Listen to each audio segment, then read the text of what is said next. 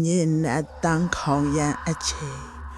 တော်ရောင်ထူထသောရွာကလေးတရွာဤလေထုမှာ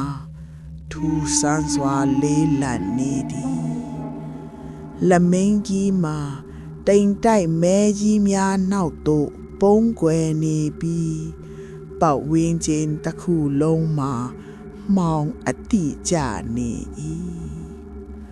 ရွာဦးကျောင်းမှာတစ်သားခေါင်းလောင်းသာအချက်ပေးတန်မှလဲတိတ်ဆိတ်ခြင်းကိုမဖြူခွင်းထိုအချိန်တွင်ရွာအစွန်ရှိသူ့တန်ဟောင်းကြီးအတွင်းမှအေးဆက်လာတော့လေပြင်းကချက်သည်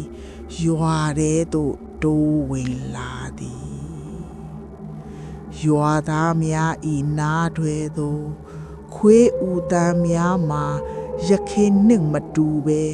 တစားစားနှင့်ဆွဲဆွဲငင်ငင်ထွက်ပေါ်နေကြသည်ထိုအတမ်းမှာတကောင်ထဲမှထွက်ပေါ်လာခြင်းမဟုတ်ပဲ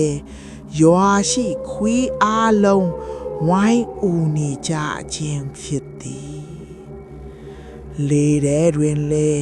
ပုတ်စောနန်းနတ်နှင့်အတူပါပန်းနတ်များကစူးရှာစွာပါလာသည်ရွာသားအားလုံးသည်တစုံတစ်ခုကိုကြောက်ရွံ့နေတကဲ့သို့အိမ်တကားများကိုကြနပိတ်ကာဆောင်းချုံထဲတွင်တုံရင်နေကြသည်ဤသည်မှာနမိတ်ဆိုးတစ်ခုဤအစtiêuခြင်းပင်ဖြစ်တော်သည်